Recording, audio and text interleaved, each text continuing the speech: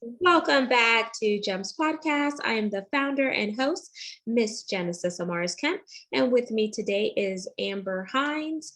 And here's a bit about Amber. She is the CEO of Equalize Digital Incorporated, a certified B Corp specializing in WordPress accessibility, maker of the Accessibility Checker plugin, and lead organizer of the WordPress Accessibility Meetup and WP Accessibility Day Conference. Through her work at Equalize Digital, Amber is striving to create a world where all people have equal access to information and tools on the internet, regardless of ability. Since 2010, she has led teams building websites and web applications for nonprofits, K through 12, and higher education institutions, government agencies, and businesses of all sizes. In addition to accessibility, Amber is a recognized search engine optimization, also known as SEO, UI, UX, and WordPress expert. Equalize Digital is a corporate member of the International Association of Accessibility Professionals, IAAP, and a WordPress VIP agency partner. So without further ado, please welcome Amber Hinds to GEMS Podcast, where this segment will be focused on website accessibility. Thank you so much for having me. I'm excited to be here. My pleasure, Amber. Before we dive into our segment today, I always like to start off with the icebreaker. So please share a fun and interesting fact about yourself that obviously I don't know, nor does my community, and maybe not some of your followers. Yeah, so a fun fact about me is that I have been on a TV show on Going RV, which is a lifestyle TV show on the DIY network. Wait, I think it's on there. Yeah, but it's like it's a network owned by HGTV, and it was all about my husband and me when we bought a travel trailer, because we actually lived in our travel trailer full time for more than a year, and traveled around with we had 3 kids at the time. We have 4 now. It was really fun. It was also a lot of work. I had no idea how much work it is to film a television episode, but it was a fun thing we did. Oh, wow. That is sounds super fun. So we wanted to actually rent a RV when my dad got sick because he being paralyzed and days after being in the hospital from the waist down. And so we wanted to do an RV trip from Texas to Minnesota, where some of my family is. And we didn't realize the work that goes into like renting an RV, cleaning it, and etc. So we never got to do it. And I think that's one of our regrets because my dad ended up passing away in November of 2020.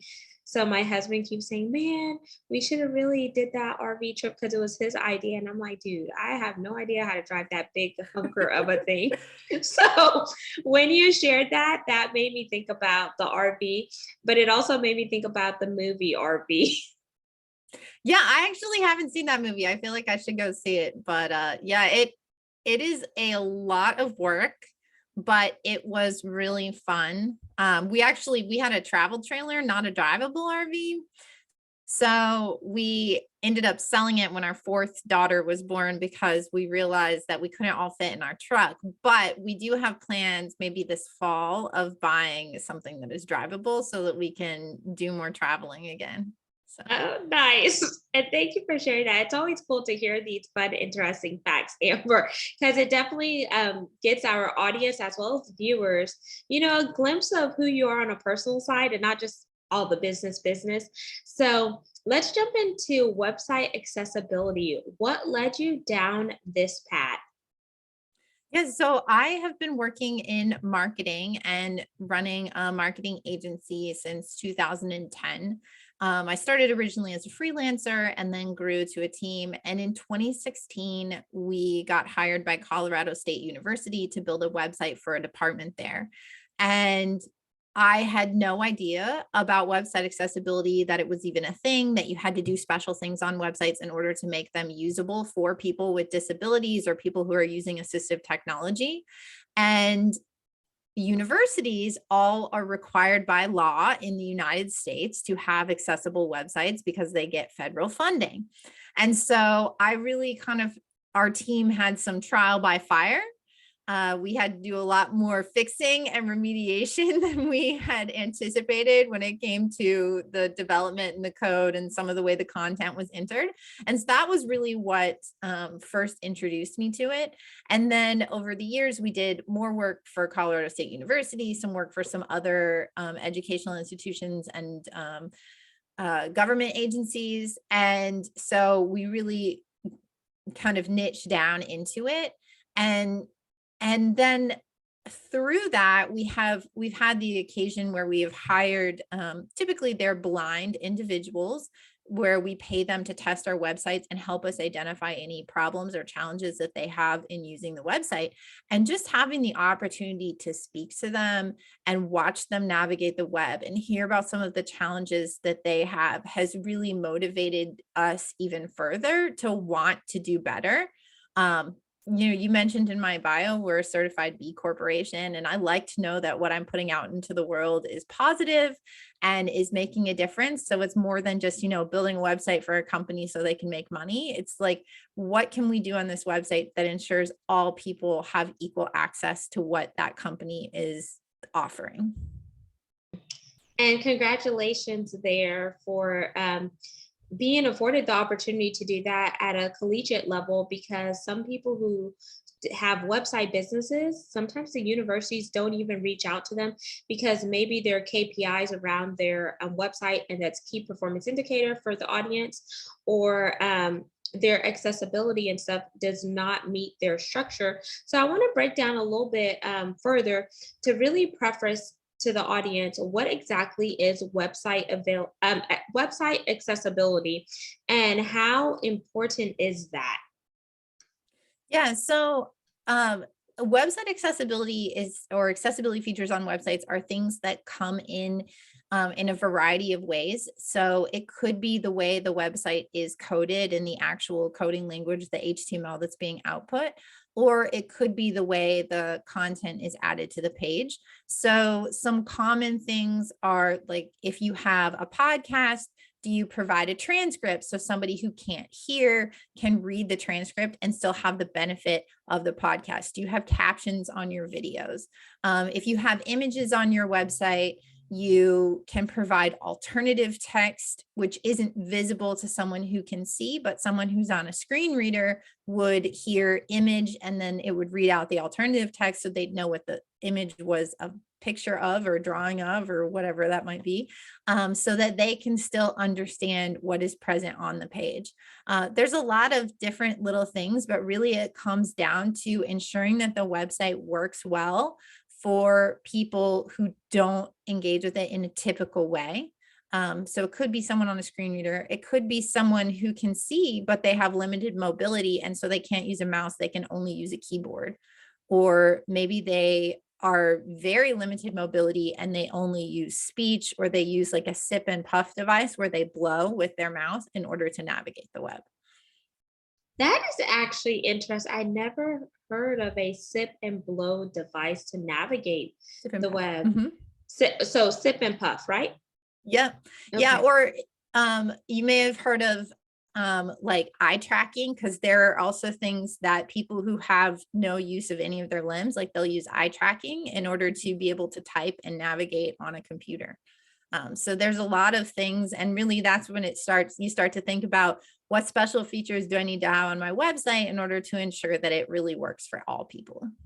Yes, and let's dive in deeper there, because I think that would definitely give people some takeaways with for those who have a website, but they also want to make sure that it is accessible in the ADA community, because we don't want to leave out a group of people. So let's talk about people who have social media that they take the content and convert it to their website, as well as YouTube, because I know a lot of people like to go on YouTube. So you mentioned captions and etc. So can you dive a little bit deeper into those areas, Amber, and just give some practical tips and tools on some things they could do to tweak? Sure. So I think if you're reusing content, I think it is great to pull things off social media and put it on your website, because that actually affords ways for you to make it more accessible. So a lot of times with videos, you want to have captions, but you don't just want to have YouTube's auto captions. You want to actually go in and correct it, make sure that it doesn't have typos or misspellings, that it's accurately timed and the words on the screen line up with what the person is saying. But you also could provide then below the video, when it's embedded on your website, that transcript, which is important for someone, for example, who is deaf and blind, because they can't read the captions on the video, and they can't, because they can't see the video and they can't hear the video. And so that would be the only way that they'd be able to engage with that content. On social media, it sort of depends on what platform you're on. Twitter and LinkedIn, they both have features when you're adding a image to a social media post where you can actually type what the alternative text is. On Facebook and Instagram, they don't have that feature. So what I will typically do if I post an image to Facebook is I'll write my caption, and then below the caption, I'll just write image alt, ALT, because that's the short for alternative text, image alt, colon, and then I'll just like write a literal description of what is in the image that I'm sharing. So that someone who is on Facebook, because you might not realize this, but blind people use Facebook too. They even use Instagram too. So they can still get access to whatever the content was that I shared.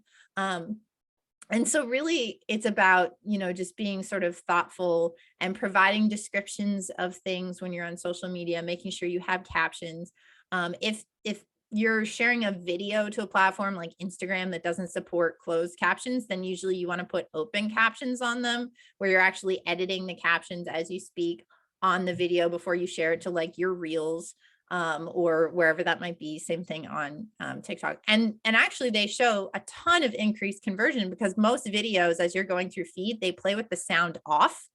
And if you have captions, the words might flash by, even for someone who is a hearing person, and that might make them pause and actually decide to watch your video. There's a ton of research out there that a lot of videos, like the vast majority of videos consumed on social media, are consumed with the sound off. So putting captions on them will help you have more reach and engagement with everyone, not just with an individual who's not a hearing person. Wow, and thank you. This is a lot of learning and information. So I'm so grateful we're diving into this topic. So like, for example, because I'm not going to act like an expert here. So like if I'm uploading a video on Instagram, Amber, and I'm uploading it from my PC. So the video's uploading. How do you necessarily add the captions there automatically? So on Instagram, the challenge is that there isn't a place to upload captions. So you would actually need to edit the captions on your video wherever you're creating it. So you can do this in, if you had Adobe Rush, if you're using that. I think I will fully say I'm not too up on Canva, but I'm pretty sure you can edit videos on Canva. And so like pretty much wherever you would edit your video or create it, there are apps like for your phone. If you're just creating a video on your phone, where you can edit, and then you would just type in the captions, and it usually puts like a little black box around it, right? And you put it wherever on the screen you want it to go. But wherever you're editing and creating the video is where you would add the captions, and then it just uploads a normal video file to Instagram. So let's think about the legal aspects here, because it's so important to just make sure that we are legally in compliance. So are businesses forced or enforced to have certain requirements around website accessibility, especially when we think about, diversity, equity, inclusion, and now belonging? Because we have a lot of corporations that have websites, but they may not necessarily be conducive for everybody. So who holds them accountable? And feel free to rephrase that question if it makes it easier to answer and dissect. Yeah, so it really depends on where you are in the world and what kind of website you have. Here in the United States, there is Section 508, which applies to anything that receives federal funding, which this could be, like I mentioned before, universities, it could be a government entity, it could actually be a nonprofit that gets a grant from the federal government. And then there's the Americans with Disabilities Act, or ADA.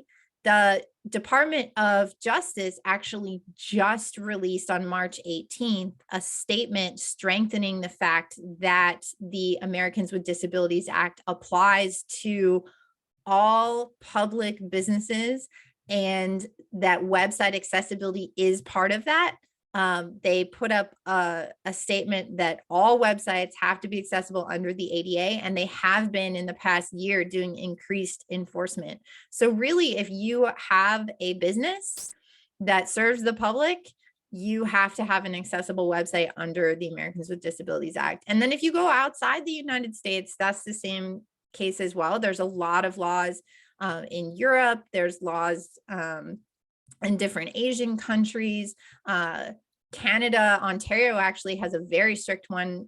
Theirs is limited to businesses that have more than 50 employees, but you can have very large per day fines from the government if your website is not accessible in Ontario. So really there are laws that say it applies to everyone. And I think the safe bet is to assume that it applies to you and that your website needs to be accessible. That's a great answer. And I like how you came with the different laws and the things that were passed recently, because I had no idea that something was passed as recent as March 18th. So it's not even a month old yet. But it's also a good way to just make sure that these businesses are catering to everyone, like I mentioned, but also putting in measures to hold them accountable, because sometimes businesses love to check the box and move on to the next thing because it's not important to them. But when it hits them in their pocketbook, then it becomes very important, you know? And yeah, and what's really important to know is that accessibility it really does a lot of things. And like a lot of accessibility improvements can improve the speed of your website. They can improve the search engine optimization of your website. They can improve the conversions on your website for everyone. So there are real business cases for doing it. I think too, a lot of maybe bigger businesses, we've been hearing a lot about diversity, equity, and inclusion, and disability inclusion is part of that. And so really, like, there's a lot of reasons why businesses should do this and why they'll benefit from it if they just like put some thought into it. Thank you. Yes, thank you for sharing that, because Amber, whenever you think about it, because you're part of the B Corps, so do you see more website accessibility in the B Corp community as opposed to any other community? I wish I could say yes. I don't think so. Okay. I think the community where it is most clear and we most see it is probably in like the government and the higher ed, because that's where Section 508 has been a lot stronger and there's been more enforcement there. And it's easier for the federal government to be like, well, you won't get your funding if your website is not accessible, right? As opposed to a for-profit business. And then really we're relying on, under the ADA, the only enforcement really is from people suing. So people with disabilities will sue businesses. And we have seen, I'm not an attorney, but I kind of follow some of this information. There is like increasing numbers of lawsuits in the United States, but I wish I could say more B Corps were doing it. I think increasingly we're seeing a little bit more awareness of that. I think sometimes they like the DEI efforts that we see, which are very common in B Corps for diversity, equity, and inclusion. But sometimes they leave out people with disabilities, not intentionally, but I think that's not maybe one of the loudest groups that's out there shouting. And so sometimes it can be forgotten that this is part of that. And so that's an area where I think maybe some B Corps could probably improve. Thank you. And I do believe that everyone could improve, not just the B Corps, but everyone as a whole, just to make sure that we are pushing the needle forward and we're not just seeing it as, oh, just another thing I need to add on my to-do list or check the box. So I really like the work that you're doing to educate here on B Corps, but I also want to talk about on B Corps as well as website accessibility. I want to put that in there too. So I want to talk about challenges because sometimes people don't understand what the challenges are around website accessibility and etc. So in your line of work, what are some personal challenges that you have faced and how has it strengthened you in the work that you're doing today? Yeah. I mean, I think, first of all, accessibility requires a learning curve if you've, or it has a learning curve if you've never done it before. And I think one of the biggest challenges in this space is that there are a lot of developers and designers or people who build websites for people that maybe haven't been trained officially. There aren't a ton of resources. And so that can make it really challenging. And I know in the beginning, personally, when we were trying to, bring accessibility more into our website development process, like I was thinking, how do I learn this? And then there are tools that you don't even think about initially. It's like putting a slider on a website. And it's just like almost, not as much anymore. Sliders have kind of gone out of fashion, which is probably not a bad thing. But like when we were doing it in 2016, it was like every website had a slider at the top of the homepage, right? And it was, and we were just thinking, okay, now we have to totally rethink this. How do we make it work? And we had to put extra time into that and knowing, what is good and what is bad. And so I think there's definitely a learning curve, and that's probably one of the biggest challenges. And I think on the business or the website owner perspective, there's also, along that line, the challenge of if they're using a no code tool like Squarespace or even, certain tools within WordPress, like the page builders like Elementor or Beaver Builder or something like that. They might not know even how to assess it. And so really that's where you want to try and find tools that can help you support that, or a community that can help you support that and learn as you go. And I like how you explained your challenges that you face, and you didn't just talk about them personally, but you also talked about other challenges that other people face in website accessibility and the learning curves, because it's so important to, see those learning curves as an opportunity for personal growth as well as professional growth. Because then once you learn from those opportunities, you're able to help somebody else that is in your area of expertise. And I always say we are better when we come together and we share and exchange information, because that's how we're going to continue to build and accelerate. Yeah, So definitely. if anyone is interested in learning more about website accessibility, what are some ways they could find out information, or are you teaching any courses on it, Amber?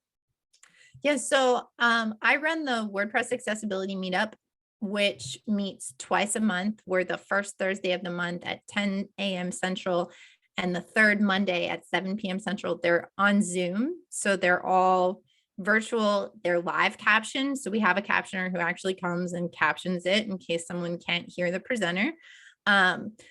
And it's not always WordPress specific. So like one of our speakers who's coming up is someone who has a podcast and he just interviews people with disabilities. And so he's going to be sharing general website accessibility information that's not WordPress specific. So it'd be relevant to anyone who's built a website anywhere. You can find that on meetup.com if you just look for WordPress accessibility meetup. There are some great resources. You mentioned the International Association of Accessibility Professionals. They have certification courses and they have free resources, like training classes. Another really great one is DQ. It's DEQUE. They have free courses and some paid courses, and they also do a big conference, which it just happened in March, but you can watch all of the recordings for free on their website. It's called AxeCon. So those are some of my top recommendations for like classes and learning and connecting with other people. But I would say like one of the big things is learning by doing. And so there are some tools like browser extensions. We have a tool for WordPress websites called Accessibility Checker, which has a free version that's out there on WordPress.org. and it scans your website kind of like an SEO plugin would do. It only does it for accessibility, and it says, here's the things on this page that you can improve. And so putting something like that on your website and looking at its reports over time, you start to learn. You're like, oh, it's going to tell me every time I forgot to put alt text on my image, or every time I use my headings in the wrong order and I put a heading 5 just because it was smaller than the heading 2, but I really should have put a heading 2. So like learning by doing is really helpful, I think. And thank you for sharing those websites. So DQ.com, AxCon, and IAAP. By any chance, was IAAP an administration group before? Because it kind of reminds me of this administrative professional group that I was a part of like years ago when I was an admin. Sorry about that. No worries. Do you want to pause and re-ask? Or no? Yeah. So okay. So by any chance, is IAAP, were they part of a administrative assistance professional group? Because it kind of rings a bell, but I just want to make sure I'm not thinking about the same group. Yeah, no, I don't think so. I think they've always just been related to accessibility. They do on the web. They also do accessibility in built environments. So like physical building accessibility too. Okay, cool. So we have IAAP, we have DQ, which is DEQUE.com. And then you mentioned if anyone is interested in looking at all the free videos and trainings, it's on axcon.com. Is it AXCON? It's AXE-CON.com. Okay, perfect. And do you mind sending me that information? Because I could include it in the show notes, Amber. Yeah, I'd be happy to do that. And we do have recordings too from all of our meetups. If you go to equalizedigital.com/meetup, then you can get all of the recordings from ours as well. Okay, perfect. Okay. So Amber, I want you to leave us with your call to action for this segment for the listeners as well as the viewers, and then close us out with your website and where you hang out primarily on social media. Yep. Well, if you have a WordPress website, I'd love for you to try our plugin, Equalize Digital Accessibility Checker. You can try it for free, either off of our website or off the WordPress plugin directory. Otherwise, attend a meetup, learn more about accessibility, because even just starting small and making 1 or 2 changes in how you add content on your website, even if you're not a developer, that could make a huge difference for someone with disabilities and allow them to access the awesome stuff that you're putting out into the world. So that's my big call to action. If you're looking to connect with me, I have a Facebook group, the WordPress accessibility Facebook group, that I hang out in pretty frequently and answer questions. Again, it's kind of like, you don't necessarily have to use WordPress to join if you want to just ask questions about accessibility. And then I'm pretty active on Twitter, and my handle's kind of hard to spell, but I will definitely send it to you, Genesis, so that you can include it in the show notes. Amazing. But what is the handle? Just say it out loud. And then of course, yeah, so it's Aucoeur blog. So it's French. It's AUCOEUR blog. It's a very old handle that I keep thinking I need to try and change my name, but my name is common and everybody has my name, so I don't really know what to do. No worries. And Amber, I want to thank you so much for coming on GEMS podcast today and talking about all things website accessibility and just really dropping that knowledge for us. And for you listeners and viewers, make sure you subscribe and share this segment. We are on 40+ platforms, and follow us on YouTube at GEMS with Genesis Amaris Kemp for all things video content. And we are actually looking for brand ambassadors and brand sponsors. To find out more information on how you can contribute to the mission to educate, inspire, and motivate while intersecting and connecting the dots between diversity, equity, inclusion, and belonging, head on over to genesisamarisKemp.net for more information. Your monetary contributions and donations will not go unnoticed. And we are ranked in the top 3% globally per www.listennotes.com. So until we chat next time, peace, love, and lots of blessings. Have yourself an amazing day. Get your website accessible and level up in all areas so your business can grow and thrive. So until next time, ciao.